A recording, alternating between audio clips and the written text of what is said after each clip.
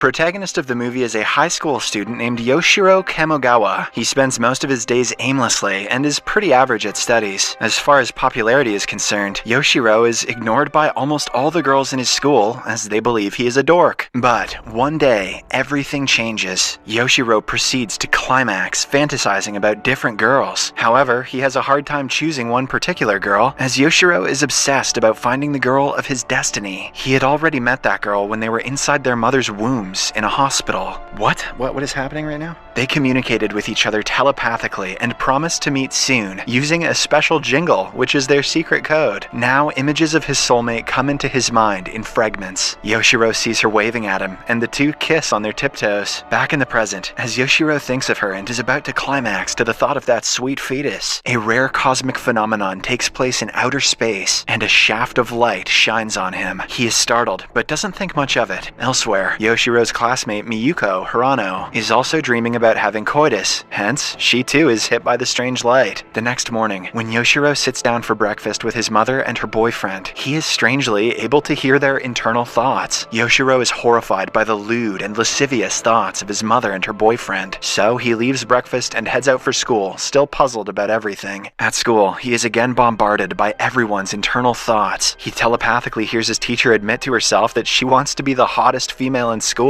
while she disciplines female students for wearing short skirts. Yoshirō is soon joined by his best friend, and the two boys watch in wonder as a beautiful girl named Xray arrives there. Xray is a new student, and Yoshirō is instantly smitten by her beauty. Suddenly, a gust of wind lifts Xray's skirt, revealing her undergarments. This gives Yoshirō and his male friend an instant and very visible hard-on. Miyuko watches it transpire from nearby, and decides to embarrass the two boys. This obviously enrages Yoshirō, so he starts berating her in his mind. To his astonishment, he realizes that Miyuko can also read people's minds when she counters his remark telepathically. In class, the teacher introduces Xray to everyone. Yoshirō again fawns over her, and he starts to wonder if Xray is the girl of his destiny. The scene then cuts to Tokyo University Professor Asami and his assistant Miss Akiyama discussing the rumors about psychic activity in the town. It turns out Professor Asami has been researching extrasensory perception, or ESP, for a while now, because of which he had become an object of ridicule among his colleagues. Elsewhere, after school, a confused Yoshirō buys a book about ESP, which includes topics like telepathy, telekinesis, teleportation, and clairvoyance. Later, on his way home, Yoshirō stops by to meet his perverted older male friend named Teru. Teru owns a restaurant and spends his free time thinking about coitus. That's so weird, no one does that. He introduces Yoshirō to adult toys, the sus, and also reveals his telekinetic power, using which he can lift objects without physically touching them. However, strangely, Teru's power is only limited to sexual objects.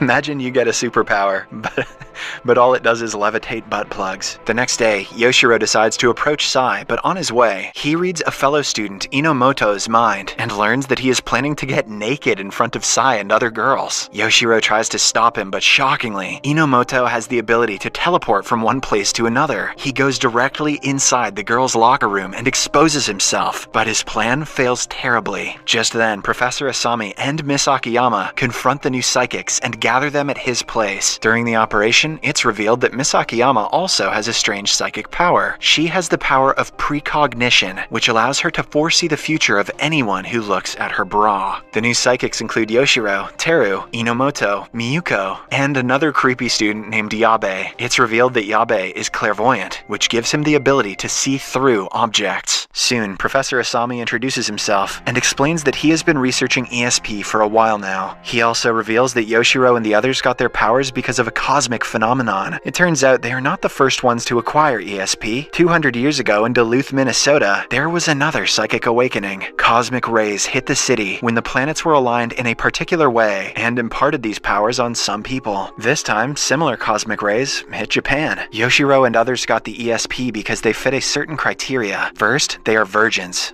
They had never had coitus. Second, when the rays hit town, they were all aroused. Thirdly, they noticed their power. Asami claims that he and his research team have been trying to harness this energy from space for good. He also reveals that the psychics from the American town were killed by other evil psychics. This means that there are some other psychics in this town too, and they might abuse their powers. Asami tells the group that they must protect their town from Duluth's fate. Just then, Sai appears from the washroom, and it's revealed that she is Professor Asami's daughter. The movie then cuts to the home of a ferry skipper named Akiko Kamiya, who has also acquired psychic powers. She has recently come out as a lesbian and is on a mission to find herself a girlfriend. However, because everyone ignores her, she has started misusing her power to freeze other girls and take advantage of them. That is not chill. Later that night, someone dumps tens and 100s of adult dolls in Yoshiro's high school. Professor Asami, Miss Akiyama, and some detectives quickly arrive at the scene. Upon close inspection, Asami learns that someone has laced the dolls with an aphrodisiac. He collects a sample of the drug and instructs Miss Akiyama to hide the news from Yoshiro and others to keep them from panicking. The next day, a new teacher joins Yoshiro's school. She is a Japanese-American woman named Mia Polnareff. Miss Polnareff is very sex-positive, and in her first interaction with the students, she delivers a passionate speech. She says that Earth is in a crisis, and people have lost hope. Hence, everyone should embrace love and be erotic. Hope Miss Polnareff is passionate about going to jail, too. Later, Polnareff catches Yoshiro staring at Sai, so she approaches him and places her hand over his head. Lo and behold, she reads Yoshiro's memory and claims that she is the girl of his destiny, before walking away with her two scantily clad female assistants. It turns out Polnareff is a psychic too. Meanwhile, after examining the sample from the adult doll, Professor Asami concludes that the substance is not from Earth. He fears that it could be part of the evil psychic's plan. In the next scene, we are taken to the psychic Akiko's house, where a large group of high school girls emerge, seemingly under some spell. They get on Akiko's ferry before heading off somewhere. Later, Akiko is seen standing by the river and blowing some mysterious powder over the entire town from her mouth. The next day, Teru accompanies Yoshiro and Miyuko to school, after hearing about Miss Polnareff and her erotic nature. To their surprise, they witness that all the students are dressed scantily. Soon, Miss Polnareff walks up to the trio, and using her ability, she figures out that Miyuko and Teru too have psychic powers. Not only the high schoolers, but the entire town is seemingly under some spell, and they are walking around in their undergarments. Next, a group of female cosplayers take several innocent civilians hostage at City Hall. They threaten the city's mayor to fulfill their several demands, or else they will hurt the hostages. Some of their demands are, love hotels should become free, nudist beaches should be legalized, the adult industry should be promoted, and so on. Soon, Professor Asami and that psychic pedo, Miss Polnareff, arrive at the scene, and the latter demands to speak with the leader of the protesters. Just then, Akiko steps ahead and reveals that she is behind all of this. She also reveals that she has psychic powers and goes on a rant about greedy humans. Then she orders her girls to attack Asami and the others. Suddenly, a mysterious woman appears and casts a spell on Akiko's army, instantly turning them into lifeless adult dolls. Akiko is taken aback, and she immediately flees the scene. As everyone tries to make sense of what just happened, the mysterious woman also disappears without introducing herself. After school, Sai and her friends walk past Akiko's house, unaware about the lurking danger. Sai's friends are spooked by the vibe of the house, and they run away, but Akiko manages to kidnap Sai. Later, she also makes Miyuko her victim. In no time, the town spirals out of control. Everyone has suddenly become obsessed with coitus, and they constantly have evil thoughts. Seeing all women in town wearing bikinis gives every male, except for Teru, a constant hard-on. Unable to get it up, he is embarrassed, but Miss Polnareff comforts him, saying that a man's value isn't just in his manhood, it's also in his wallet.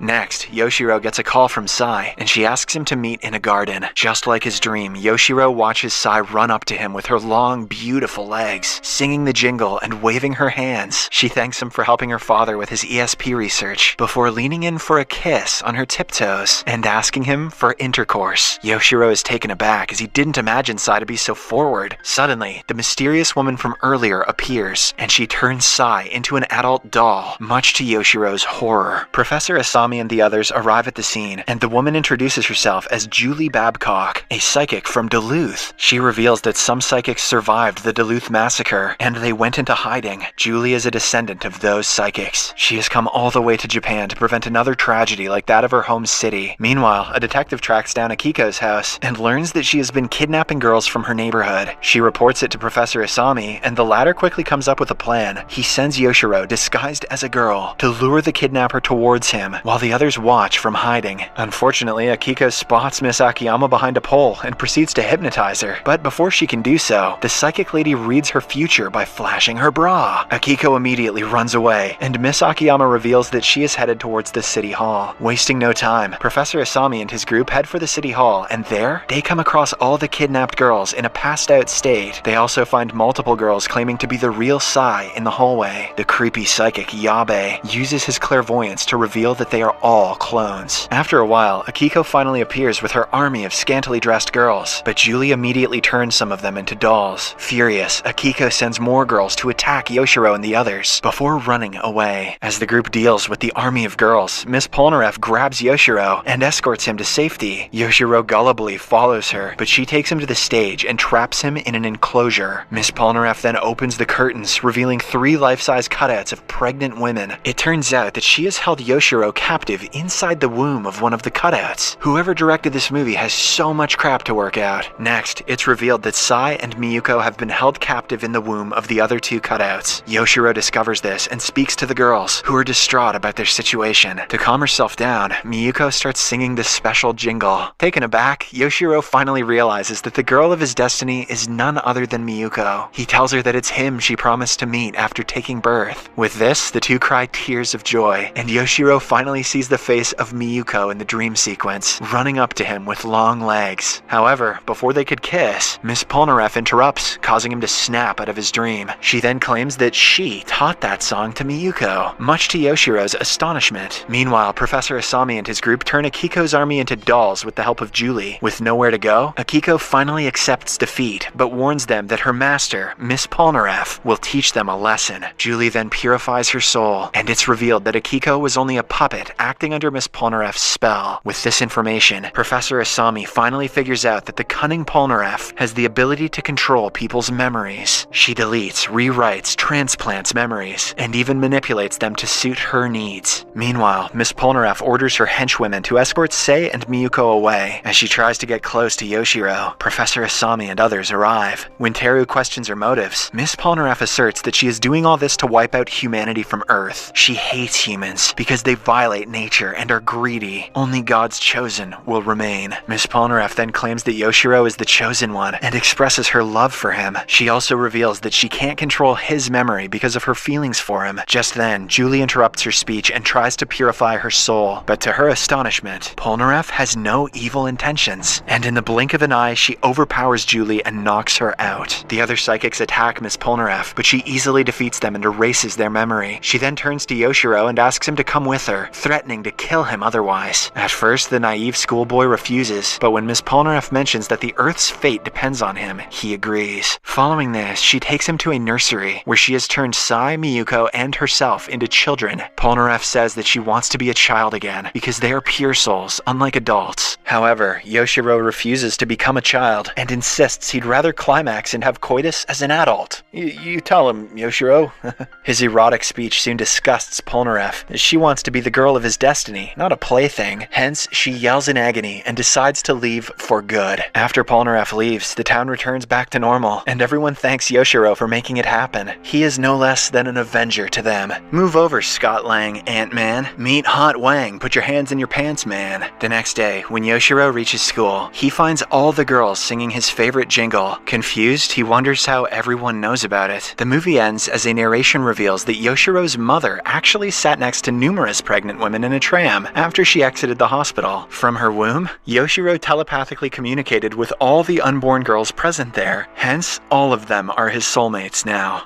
Subscribe for more videos like this, turn on notifications, and leave a like to help the channel out. Thank you for watching.